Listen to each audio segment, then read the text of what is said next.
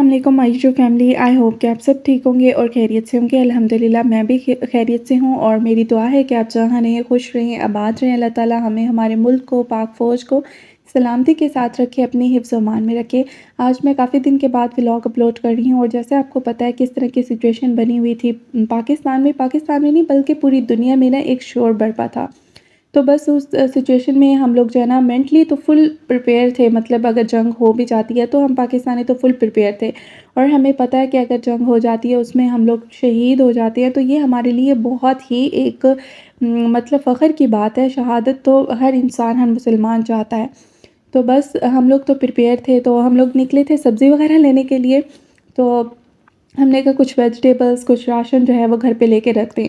और इवन जिनके भी मैंने व्लॉग्स देखे हैं पाकिस्तानी, सब वो जो है ना ये इस चीज़ के लिए प्रिपेयर थे कि अगर जंग हो जाती है तो उसके लिए वो जो ना घर का जो राशन हो गया, सूखा राशन, वो सब लेके रख रहे थे। और इवन जो स्टोर्स थे ना उन पे इतना ज़्यादा रश था, इतना ज़्यादा रश था कि कहते हैं कि राशन ही ख़त्म हो गया था, सब लेके घर पे रख रहे थे। मतलब कि हम लोग प्रिपेयर थे मेंटली कि अगर ऐसा कुछ हो भी जाता है तो हम लोग पहले से ही प्रिपेयर हों। तो बस यहाँ पर हम लोग गए थे वेजिटेबल्स लेने के लिए। तो हम लोग, हमारे घर के पास ही वेजिटेबल्स मिलती हैं, इस तरह से पैकिंग में पड़ी होती हैं, एक होलसेल प्राइस पे होती हैं। तो वहाँ से हम लोग लेकर आते हैं और बहुत फ्रेश होती हैं। इस तरह से होती हैं कि जैसे अभी-अभी जो है ना उन्होंने तोड़ के रखी हुई हों, तो बिल्कुल फ्रेश होती हैं। तो यहाँ पर हमने कुछ वेजिटेबल्स ली थी और साथ ही हमने लहसुन वगैरह और ये चीज़ें जैसे हो गई, ये लेके हमने कहा रख दें काफ़ी सारी, क्योंकि ये फिर काफ़ी टाइम के लिए यूज़ होती रहती हैं। अच्छा जी, उसके बाद हम लोग घर आ गए थे और यहाँ पर बनाया था मैंने आलू और मटर का पुलाव और ये बहुत ही मज़े का बना था। और अचार उसके साथ मस्ट होता है, जब भी हम लोग बनाते हैं ना तो अचार सबको हमारे घर पे पसंद है।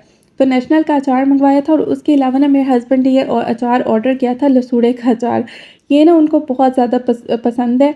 तो ये जो है ना उन्होंने ऑर्डर किया था दराज़ से। लेकिन ये जो है ना ये बहुत ही ज़्यादा खट्टा अचार है, तो इसकी जो खटाई है ना उसकी वज़ह से ये थोड़ा-सा हम इसको कम-कम ही यूज़ करते हैं। वैसे ये अच्छा है, लेकिन जो दूसरा नेशनल का है ना वो मुझे ज़्यादा अच्छा लगता है। मतलब वो बहुत ज़्यादा खट्टा भी नहीं है, मतलब जैसे इंसान घर पे बनाता है ना उस तरह का होता है। तो बस वो हम ज़्यादा यूज़ करते हैं, लेकिन ये भी कभी-कभार कर लेते हैं। अच्छा जी, आज हम लोग गए थे फिर शाम में जो है ना $1 शॉप पे, क्योंकि आप लोग भी न्यूज़ देख-देख के ना पैनिक हो गए होंगे और मैंने कहा चलिए थोड़ा-सा आपको एंटरटेनमेंट भी मिल जाएगा। तो एक तो पैनिक इंसान इस तरह से हुआ हुआ था सिचुएशन से कि घर से बाहर नहीं निकले रहे जो भी, और लेकिन जो लोगों ने एक-दूसरे को पैनिक किया हुआ था ना झूठी खबरें फैला के, वो बहुत ही एक अजीब-सी सिचुएशन बनी हुई थी। मतलब मुफ़्त में ऐसे एक-दूसरे को पैनिक करना, डराना, ये कोई अच्छी बात नहीं है।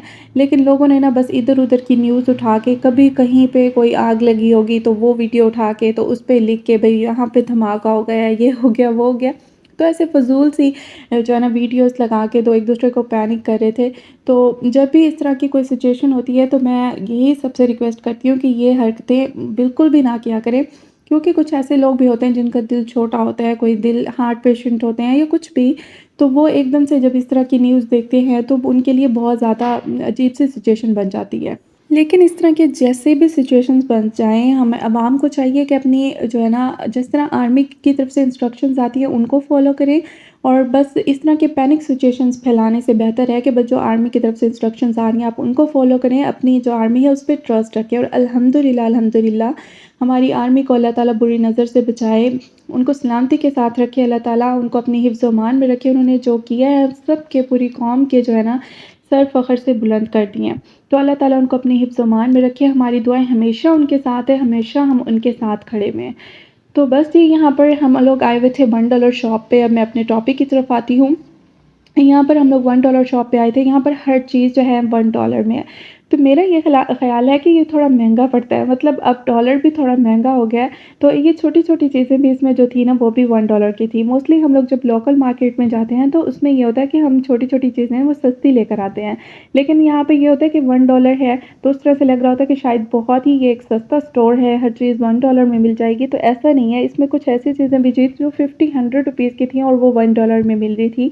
तो ये फिर उस हिसाब से ना मुझे थोड़ा-सा महँगा लगा है। लेकिन मेकअप की जो प्रोडक्ट्स इसमें थी ना वो अच्छी होती हैं, मतलब जो कि मेकअप लवर होते हैं, जो कि चाहते हैं कि हमारे पास बहुत ज़्यादा मेकअप हो, कुछ लोग ऐसे भी होते हैं जो मेकअप का ज़ख़ीरा करके अपने पास रखना पसंद करते हैं। मतलब अगर वो इतना यूज़ ना भी करते हों, लेकिन वो कहते हैं कि हमारे पास एक बहुत बड़ा ज़ख़ीरा होना चाहिए मेकअप का, और जहाँ भी हम लोग जाएँ तो हमारे पास ये भी हो, वो भी हो। इस तरह के प्रोडक्ट्स जो है उनके लिए ये बेस्ट है कि वो $1 शॉप पे चले जाएँ, वहाँ पर हर चीज़, मतलब मेकअप तो बहुत ही एक्स्ट्रा वहाँ पर पड़ा हुआ था।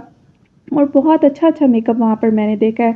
मतलब कि जैसे आईलैशेज़ के लिए बहुत ज़्यादा वहाँ पर प्रोडक्ट्स थी, और लिपस्टिक्स इतनी ज़्यादा इतनी वैरायटी थी, कलर्स भी बहुत ज़्यादा थे वहाँ पर। और उसके अलावा जो है ना, बेस की वैरायटी वो बहुत ज़्यादा है, आप खुद देख सकते हैं। तो ये एक अच्छी चीज़ थी कि वहाँ पर $1 शॉप पे ना मेकअप की वैरायटी मुझे बहुत अच्छी लगी है। उसके अलावा यहाँ पर डेकोरेशन के लिए भी बहुत सारी चीज़ें हैं, तो इसमें भी काफ़ी अच्छी-अच्छी चीज़ें मुझे लगी थी जो कि $1 में थी, तो वो भी बहुत अच्छी थी, तो उसमें मेरा दिल कर रहा था कि कुछ हम लोग परचेज़ कर लें। लेकिन हमने फिर परचेज़ नहीं की थी, क्योंकि हम लोग लेट गए थे स्टोर पे, और जब हम लोग वहाँ पर गए थे तो वो स्टोर बंद होने वाला था। तो बस हम लोग ने जल्दी-जल्दी में सब देखा, तो मैंने थोड़ी-सी वीडियो बनाई थी और फिर हम लोग घर वापस आ गए थे। अच्छा, ये देखें, रिंग्स जो है ना, ये भी $1 की हैं। लेकिन ये मैं आपको बता दूँ कि ये लोकल मार्केट से ना ₹100 की भी मिल जाती है, 150 की भी मिल जाती हैं इस तरह की रिंग्स। लेकिन यहाँ पे $1 मतलब 250 280 इस तरह से मिल रही थी, तो ये फिर उस हिसाब से थोड़ी महँगी हैं। कुछ चीज़ें सस्ती भी थीं, जो थोड़े बड़े आइटम्स थे और $1 में मिल रहे थे, तो वो थोड़े सस्ते थे। ये देखें, जैसे ये है, तो ये ठीक है, मतलब $1 में अगर हम ये ले आते हैं तो ये बिल्कुल ठीक है। लेकिन कुछ चीज़ें जो थी ना, वो थोड़ी महँगी मिल रही थी। जैसे छोटे-छोटे आइटम्स थे, वो भी $1 में थे, तो इन्होंने, मतलब एक इनका बैलेंस हो जाना है, मतलब बड़ी चीज़ें अगर उनमें थोड़ा ये सस्ता कर रहे हैं, तो फिर जो छोटी-छोटी चीज़ें $1 में हैं, तो वो फिर एक बैलेंस हो जाता है। अच्छा, ये देखें, ये मुझे बहुत अच्छा लगा था, तो ये भी $1 में था। इसके अलावा क्रॉकरी काफ़ी अच्छी पड़ी हुई थी यहाँ पर, अगर क्रॉकरी इंसान लेकर जाए ना, तो वो अच्छा था। अच्छा, ये भी नहीं है कि यहाँ पे हर चीज़ $1 की थी। कुछ आइटम्स जो है ना, इन्होंने फिर ज़्यादा महँगे भी लगाए हुए थे।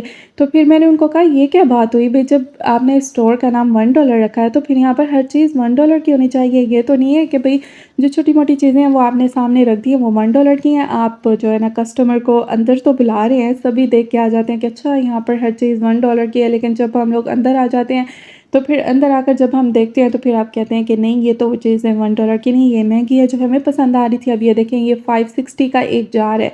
तो फिर हमें क्या फ़ायदा हुआ? हम तो यही सोच के आए थे ना कि भई हर चीज़ $1 में हमें मिल जाएगी। तो ये जो छोटे-छोटे जार आपको नज़र आ रहे हैं, ये 560 की हैं। तो ख़ैर, ये आपने देख लिया है, $1 शॉप पे जो चीज़ें थी, तो हमने वहाँ से कुछ भी परचेज़ नहीं किया, क्योंकि हमें कुछ भी मुनासिब नहीं लग रहा था। मुझे ये लग रहा था कि वो जो है ना, महँगा स्टोर है।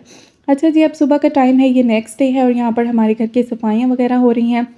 और आज ना मेरे हस्बैंड ने सोलर प्लेट्स भी वॉश करनी थी, तो मैंने ये सोचा था कि आज मैं प्रॉपर एक वीडियो बनाऊंगी सोलर प्लेट्स वॉशिंग की ना, क्योंकि लास्ट टाइम मैंने जब वीडियो अपलोड की थी ना अपने चैनल पर सोलर प्लेट्स की, तो मुझे इतने ज़्यादा कमेंट्स आ रहे थे कि आप इसकी प्राइस बताएं, और बहुत सारे, तो मैंने कहा Q&A करूँगी, मतलब इतने सारे जो आपके क्वेश्चंस हैं ना, उनके मैं जवाब भी दे दूँगी। बहुत सारे लोग डिटेल्स मांग रहे थे, फिर जो मशीन जिससे हमने सोलर प्लेट्स वॉश की थी, उसके बारे में इतनी ज़्यादा डिटेल्स पूछ रहे थे। लेकिन फिर ऐसा हुआ कि मेरे हस्बैंड जब गए, उन्होंने मुझे बताया नहीं, और जब मैं ऊपर गई थी तो वो सोलर प्लेट्स वॉश कर चुके थे। तो मुझे बहुत दुःख भी हुआ, लेकिन ख़ैर मैंने कहा नेक्स्ट टाइम इंशाल्लाह जब भी वो वॉश करने के लिए जाएँगे, तो मैं कंप्लीट एक वीडियो बना लूँगी और आप लोगों के साथ में उसको शेयर कर दूँगी। उसके बाद जी, जब उन्होंने वॉश की थी, तो इतना ज़्यादा गंद हो गया था ना वहाँ पर, इतना ज़्यादा कि पानी, और ये फिर मैंने कहा चलें सारा वाइप कर लेती हूँ, क्योंकि वहाँ पर अगर वाइप ना करते तो ये जो मिट्टी है ना, ये जम जाती है, और ये फिर इतने बुरे निशान पड़ जाते हैं कि ये पैचेस फिर जाते भी नहीं हैं। और जो काम वाली हैं, वो नीचे के पोर्शन की सफाइयाँ कर रही थी, वो ऑलरेडी मसरूफ़ थी, तो मैंने कहा चलें मैं फिर ऊपर से पूरी छत जो है ना, 3rd स्टोरी की, जहाँ पर ये हैं इंस्टॉल हुई हुई हैं, सोलर पैनल्स इंस्टॉल हुए हुए हैं, वहाँ पर जो है ना, मैं उनके नीचे सारी सफाइयाँ कर लेती हूँ, क्योंकि फिर ये डस्ट जो है ना, ये जब जम जाती है, थोड़ी देर में ये खुश्क हो जाती मिट्टी, और फिर इसको साफ़ करना बहुत मुश्किल हो जाता। अभी भी यहाँ पर थोड़ा पानी था, तो उसको वाइप करना थोड़ा ईज़ी था, तो बस यहाँ पर फिर मैंने सारा जो है ना, इसको वाइप कर लिया था वाइपर के साथ। तो आई होप आज का व्लॉग जो है आप लोग को अच्छा लगा होगा। अगर अच्छा लगा हो तो मेरे चैनल को लाइक, सब्सक्राइब एंड शेयर ज़रूर कर दीजिएगा। And thanks for watching my video. अल्लाह हाफ़िज़।